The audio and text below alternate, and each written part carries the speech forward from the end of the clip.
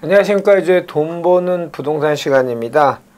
우리 속담에 한로가 지나면 제비도 강남으로 간다라는 속담이 있죠. 그 한로란 게 이제 우리나라 24지 절기 중에 하나인데 보통 10월 8일, 9일 요 즈음에서 그 찬이슬이 이제 서리로 바뀌기 직전에 그 절기라고 합니다.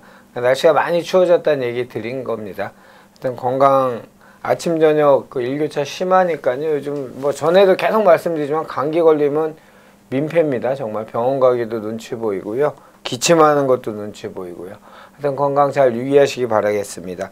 자, 오늘 주제 셉니다. 재밌을 것 같습니다. 오늘 주제는 세금 지옥에서의 탈출. 이 지옥이라 뭐 이런 단어 써도는지 잘 모르겠는데 좋은 것 같습니다. 17년도 파리 대책을 필두로 계속 연이은 부동산 대책들이 나오고 있죠. 그 중에 이제 가장 우리를 옥죄고 있는 것들이 바로 세금 관련 그 계속 강화된 규제들이 나오고 있는 이런 부분들이죠. 그걸 지옥에서의 탈출이라고 표현하셨습니다.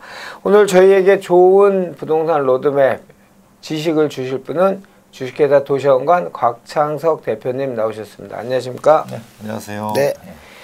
칼럼도 그 얘기를 쓰셨던데 17년 파리 대책을 필두로 해서 이제 계속 뭐 우리가 흔히 취득, 보유, 양도 이 시점에 어느 한쪽에 이제 퇴로를 열어놓고 정책의 향방을 보고서 이제 조율을 보통 했었는데 이제는 뭐 앞뒤, 전후, 좌우 다 막아놓는 것들이 바로 이 세금에 대한 규제와 그다음에 대출 규제 이 두 가지로 이제 규제의 성격을 말할 수 있을 것 같은데요. 세금 관련 이야기입니다. 세금 지옥에서의 탈출. 이건 뭐 1주택자 된 수밖에 없지 않나요? 네, 그렇기도 하고 뭐 세금이 부동산뿐만이 아니고 그렇죠. 전반적으로 맞습니다. 다 세금이 올라가고 있습니다. 또 우리가 이제 갈수록 고령자가 늘어나고 네, 또 생산 가능 인구가 줄고 하니까 뭐 앞으로 시간이 지날수록 세금 문제는 점점 더 커질 거는 뭐 명약관화해요. 예. 근데 부동산에 있어서는 최근 몇 년간에 너무나 많은 세금의 그 증가가 있었어요. 그래서 뭐 세금 증가가 최근에 7.10 대책 통해서 나온 취득세 같은 경우에는 뭐 한꺼번에 수백 %를 올려버리는 이런 일이 벌어지고 사실 종부세도 지금 상한 그 상한액이 300%까지 늘어나 있는 상태고 또 양도세도 내년부터 또 추가 중과세가 되면은 최대 82.5%까지 물어야 되는 거니까 어떻게 보면은 이제 종부세 최대가 한 7% 정도 되니까 한 집값이 100% 정도 올랐을 때 한 7년 보유하면은 종부세로 다 내고 그 다음에 양도세는 별도로 또 한 80% 내야 되는 이렇게 배보다 배꼽이 커지는 상황이 벌어졌어요. 또 최근에 문제되는 게 오피스텔. 오피스텔은 또 뭐 취득세는 이번에는 안 올랐지만은 종부세 대상이 될 수도 있고 또 양도했을 경우에는 주거로 썼으면 대부분 주거로 쓰니까요. 그건 지금 뭐 시행하고 또 세금 물어야 되는 주택수 산입되고 또 부작용 뿐만 아니라 이제 오피스텔의 경우에는 건강보험료가 문제가 되거든요. 그래서 오피스텔 작은 거 갖고 계신 분들이 고민이 많아요. 괜히 들고 있다가 그냥 그 월세 받으면은 월세 받은 금액보다도 오히려 내야 될 세금이 더 많은 그 월세보다 세금이 많은 현상들이 지금 발생되고 있거든요. 이게 이제 모든 세금이라는 게 소득이 있는 곳에 소득 범위 내에서 세금을 내야 되는데 그게 아니고 소득을 넘어서는 세금이 됐기 때문에 이거를 뭐 가히 세금 지옥이라고 표현해도 될 것 같아요. 여기에다가 더 지금 지옥 수준으로 가고 있는 거는 세금을 얼마를 내야 되는지를 정확하게 모르는 경우가 많이 발생되고 있어요. 뭐 분양권, 뭐 입주권이라든가 또 오피스텔이 끼어 있다든가 또는 뭐 임대 사업자라든가 이러면은 대체 이 양도했을 때 세금을 얼마를 내야 되는지 뭐 세무사한테 물어봐도 모르고 국세청에 물어봐도 모르는 경우가 많아요. 그게 너무 복잡하더라고요. 취득세 시기마다 적용이 다 틀리니까 예. 이 대책 나왔을 땐 이걸 적용하고 다음 대책 나오면 또 그거를 적용해야 되는데 그거를 빼고 또 이걸 야, 그건 정말 과거에 조세특례제한법상 감면주택을 갖고 있는 경우에는 예. 더 복잡해집니다. 그러니까요. 정비사업이 껴있으면 더 복잡해지고요. 그러다 보니까 이 이제 주택수에 산입되는지 안 되는지 케이스가 뭐 수백 가지가 나와서 예. 그거를 그 일반인들이 계산한다는 게 불가능해져서 불가능하죠. 저 최근에 상담 사례 보면은 세무사 한 10명한테 찾아갔는데 다 틀리대요. 10명이 다 내용이 다 다르다는 거예요. 또 국세청에 질의해도 담당자마다 답이 다르다는 거고. 그래서 이 가히 세금 지옥이라고 얘기할 수 있을 것 같습니다. 그래서 이 지금 이제 세금 지옥이고 또 앞으로 얼마나 더 세금이 더 나올지 모르는 상황이에요. 요즘 나오는 얘기는 이제 1세대 1주택을 법제화하겠다는 얘기까지 나오고 있으니까 뭐 계속 세금을 올릴 모양인데 이제 이렇게 됐을 때 앞으로 과연 이걸 어떻게 대응해야 될지 이게 참 문제라는 거죠. 그 17년도부터 우리가 이제 늘 하던 얘기가 그런 거잖아요. 예를 들면 어떤 부동산 정책이 났을 때 뭐 그 정책이 발표가 되기 전에는 혼란스럽지만 발표된 불확실성의 제거라는 측면에서 시장에 이제 긍정적인 시그널로 이제 지금 말씀하신 모든 것들이 뭐 시행령 개정 12월에 될 거다. 2021년에 시행된다. 2022년부터 그러니까 이런 불확실성들 때문에 지금 곽 대표님 얘기하신 것처럼 뭐 아무도 알 수가 없고 그냥 추정가, 추정액 뭐 이 정도밖에 지금 산정을 못 하니까 더 혼란스러운 것 같고 그때 곽 대표님 그 기세 날 때도 얘기하셨잖아요. 우리 그때 2천만 원 합산 배제 얘기 나왔을 때 그거보다 더 큰 게 이제 건강보험료 같은 은퇴자들이 그 건강보험료가 늘어나면 이런 얘기들 많이 했었잖아요. 이제 그게 다 현실화가 된 거잖아요, 지금요. 네, 그렇죠. 그리고 오늘 제가 지옥이라고 표현한 것 중에는 그래서 지금 뭐 얼마 전에 제가 유튜브 찍을 때 뭐 가족이 해체될 거다 이런 말씀. 맞아요. 이 세금을 피해가는 거의 유일한 방법이 은퇴자들 중에서 장기 보유 다주택자의 경우에는 이혼뿐이 없는 경우들이 많이 있어요. 그래서 실제 이혼 사례가 늘어나는데 제가 한 분한테 들으니까 이혼도 못 한다는 거예요. 지금 이혼 신청이 너무 많아서. 아, 정말요? 네, 가정법원에서 시간이 걸려서 이혼도 못 한다는 거예요. 이야, 심각하네. 웃을 게 아니네요, 정말. 정말 웃을 일이 아닌데 이런 일이 벌어지고 있고. 그 최근에 나타나는 이 전세 대란은 엄밀하게 보면은 이 증세하고 깊은 관련이 있습니다. 결국 이제 그 집을 가지는 거에 대해서 너무 과도한 세금을 물리다 보니까 집을 소유하고 임대하고 하는 행위를 안 하려고 그러거든요. 그렇죠. 그래서 지금 좀 초미의 관심사가 이제 주택 임대 사업자들 중에서 의무 임대 기간이 만료돼서 자동 등록 말소가 되는 이런 것들이 이제 종부세 대상으로 편입이 되기 때문에 과연 이런 물건들이 쏟아져 나올 것인가, 그래서 집값이 떨어질 건가 이런 데 대한 뭐 관심이 높아지고 있습니다. 그건 어떻게 보세요, 곽 대표님은요? 이제 그런 그 보통 주택임대사업 등록한 물건들이 대부분 보면은 공시가격 6억 이하거든요. 그렇죠. 고가 주택에서는 그렇게 많지는 않습니다. 초기에는 좀 있었죠. 주임사 등록 물건 자체가. 네, 초기에는 좀 있었는데 그래서 그런 등록 말소 물건이 그 대부분은 좀 그 뭐 핵심 지역보다는 조금 가격이 낮은 중저가 지역에 많이 몰려 있거든요. 그렇죠. 근데 그런 지역들 뭐 예를 들면 강북이라든가 외곽이라든가 지방이라든가 이런 데들은 보면은 거의 대부분 전세하고 매매가 거의 붙어 있어요. 근데 최근에 이제 뭐 7.10 대책 이후에 전세난이 아주 심각하지 않습니까? 그래서 전세가가 매매가를 거의 근접하고 역전시키는 현상들이 나타나잖아요. 이러면은 갖고 있는 분들이 이제 매도를 유보할 가능성이 있죠. 전세가 계속 오름세니까 가격이 올라가니까 기다려 보려는 것도 있고 지금 거래 자체가 너무나 힘들게 돼 있기 때문에 사는 분도 힘들고 파는 분도 힘들어요. 사는 분도 실입주 개념으로 실입주 할 수 있는 물건을 찾아야 되는데, 그런 게 이제 계약갱신 청구권이 시행이 되면서 그 입주 기간이 6개월 이내 남은 거는 판매가 불가능해졌고, 네. 또 입주 기간이 너무 오래 남은 것도 판매가 어려워졌고, 그렇죠. 보통 그 입주 만료로부터 6개월에서 1년 사이에 거래되는 이런 패턴으로 자리를 잡았기 때문에 팔고 싶다고 해서 또 아무 때나 팔 수 있는 것도 아니에요. 그래서 팔 수 없다 보니까 아마 또 매물이 못 나오게 될 것 같고요.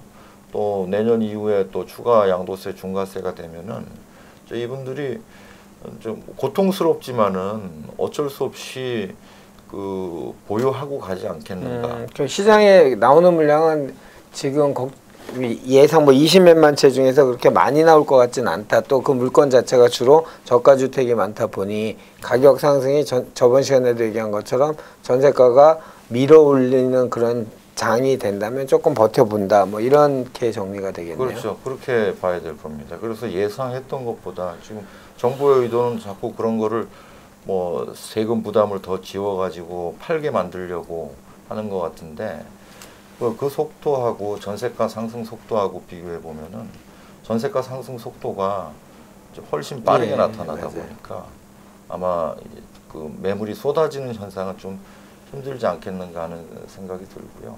그건 세상이 공평한 것 같아요. 지금 이제 이런 세금 지옥에 안 빠지려고 집을 구입하지 않은 분들은 지금 일시적으로 마음 편할 수 있어요. 세금을 안 내니까. 그러나 그만큼 사서 임대 놓는 사람들, 임대 사업 등 뭐 또 새로 하는 것도 어려워졌잖아요. 예. 그러다 보면은 결국은 임대료가 지금보다는 뭐 제가 볼 땐 80년대하고 비교를 많이 하지만 급등을 하는, 저는 80년대 말 90년대 초보다도 더 급등할 수 있는 상황이고요. 그래서 제가 그 세금을 다소 물더라도 지금 집 사기 좋은 분들은 집을 사야 되는데, 이 정부에서 3기 신도시 해준다니까 그걸 막연히 기다리고 있는데, 저도 그걸 뭐 100% 확실히는 말씀드릴 수 없죠. 어떻게 될지는 모르니까. 그러나 아직 토지 보상도 시작되지 않은 상황이니까 시간이 굉장히 오래 걸릴 수 있다는 거 판단하셔야 되고, 우리가 이렇게 세금을 너무 과도하게 매길 경우에는 시스템이 붕괴됩니다. 지금 뭐 예를 들면 우리 그리스의 사례에서도 보지만은 뭐 세금을 너무 과도하게 물리면은 우리 주변에도 나타나고 있는데, 아예 그 소득을 발생시키지 않는, 일을 하지 않는 게 일을 하는 것보다 더 이득이 되는 그런 일들이 종종 좀 발생하고 있거든요. 점점 더 확산돼 갈 거라고 봅니다. 주택에 있어서도 마찬가지죠. 집을 안 사는 게 지금 일시적으로 유리해 보이지만, 또는 집을 지금 들고 가는 게 굉장히 고통스러워 보이지만은 세금 지옥에 빠진 것처럼 보이지만 어쨌든 이 전세가가 더 많이 오르고 있기 때문에 이 고통스러운 상황을 조금 더 버티는 사람들이 결국은 나중 가보면은 이 세제가 계속 지속되기는 어렵기 때문에 지금 버텨내야 된다, 이렇게 말씀드릴 수 있겠습니다. 세금 지역에서 탈출할 수 있는 방법은 뭐 현실적으로는 없는 거고, 일단은. 그렇죠. 뭐 안 팔아서 안 파는 게 아니고 못 팔아서 억지로 보유하게 되는 그런 상황이에요. 세금 지역에서 탈출할 수 있는 방법이 거의 없는 거죠. 무주택자이신 분들은 작년 올해 저희 유튜브나 계속 정보를 드렸음에도 불구하고 무주택 더 관망을 하셨던 분들은 현재로서는 뭐 나는 낼 것도 없고 보유한 것도 없으니라고 심리적인 본인의 위안을 받으실 수도 있겠지만, 이제 그거에 따른 거주비가 또 급등. 세상사가 언제나 원사이드로 가는 건 없잖아요. 이게 좋으면 이게 나쁘고, 또 어떨 때 가면 이게 나빴던 게 좋아지고 반대가 되는데, 무주택자분들 이제 거주비가 말도 못한 전세값의 상승이 이어지면서, 또는 그거를 뭐 흔히 말하는 반전세 형태로 뭐 월세 급등 뭐 이런 것들로 인해서 거주비가 이제 급등하는 이런 또 애로사항이 생길 수 있겠죠. 그래서 그리고 뭐 이제 요즘에 그 다주택을 워낙 못하게 하고 세금 부담을 네. 중과를 시키니까 그 제일 애물단지가 된 게 오피스텔이거든요. 맞아요. 그래서 이제 오피스텔 그 중에서도 좀 소형 오피스텔들은 괜히 들고 가면은 애물단지가 되는 그런 느낌이라서 매물이 많이 나온다 이런 얘기들이 있는데 뭐 사실 지금 집값의 반등 뭐 상승 이런 것들은 어떤 뭐 투기성이라든가 가수요 때문이라기보다는 전세가 올라서 그렇거든요. 예. 전세가 오르는 거는 아파트만 오르는 건 아닙니다. 뭐 오피스텔이건 다세대 주택이든 어쨌든 주거로 쓸 수 있는 부동산, 주거용 부동산 가격이 오르는 거고 예. 전세가 오르는 거니까 제가 볼 때는 오히려 지금 오피스텔을 던질 때가 아니고 오히려 더 사야 될 때가 아닌가 생각이 들거든요. 만약에 전세가가 아파트가 뭐 한 100% 정도 뛴다면은 제가 볼 때는 오피스텔도 한 80% 정도는 뛸 수 있는 환경이거든요. 예. 그래서 오히려 그런 식으로 해서 사서 세금을 내주고 또 임대를 놔주고 하는 사람들이 있어야 시장이 안정이 됩니다. 그래 짓기도 하고요. 지금 뭐 지금 서울에 뭐 아파트 10월달 분양 물량이 뭐 전무하다고 하는데 이런 상황이 10월달에만 한정된 건 아니에요. 그렇죠. 이제 분양가 상한제 본격적으로 시행되고요. 내년 2월부터는 또 이제 아파트 분양 받으면은 의무 입주 5년 해야 되는 또 부담이 생기거든요. 그래서 아마 앞으로는 뭐 이렇게 민간 물량은 굉장히 나오기가 어려운 환경일 겁니다. 오피스텔 같은 주거용으로 쓸 수 있는 부동산의 대체 취득으로 인해서 그나마 전월세 시장이 조금 더 안정할 수 있는 어떤 면으로 보면 뭐 철질한 얘기긴 하지만은 그 애국자예요. 지금 오피스텔 사서 임대 놓는 사람이 애국자라고 볼 수 있어요. 답답합니다. 그 전에 오피스텔은 이제 부가가치세 환급이나 아니면 그 취득세 4.6% 중과 때문에 이제 그 가격이 높다고 생각을 했었는데 이제는 거꾸로 취득세 중과가 되니까 이게 높은 취득세가 아니고 현재로서는 또 종부세 배제가 돼 있으니 어떻게 보면 투자 상품으로는 그게 효자가 될 수도 있다. 또 이런 팁을 또 주신 거죠. 하여튼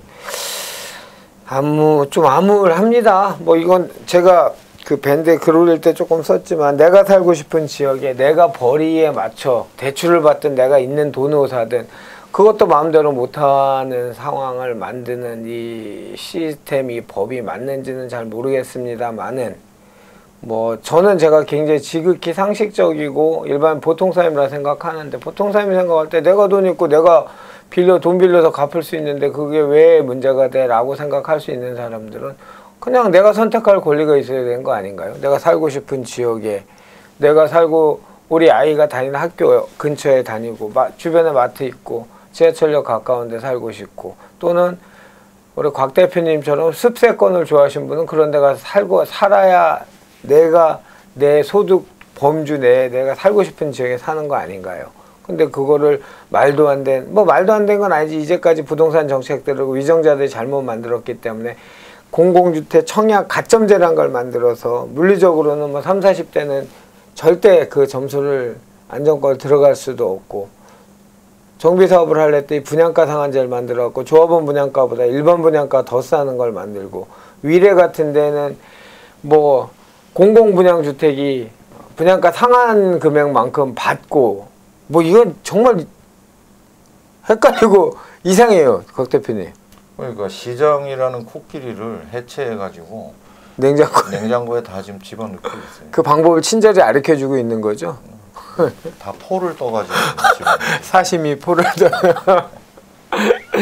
알겠습니다. 우리 시청자 여러분 뭐 답답하신 분들도 있고 지금 정책이 맞다고 생각하시는 분들도 있죠. 저희는 두 전문가는 답답하고 암울합니다.